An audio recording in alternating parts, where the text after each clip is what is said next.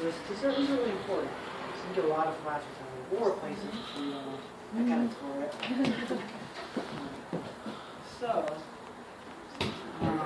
So now you have the tube, and whenever I can, it's a lot easier to find a bowl and have a bucket of water. Nice little bucket I'm going to use. Because then what you can do is you can fill the tube with a little bit of air, and then just like put it in the water.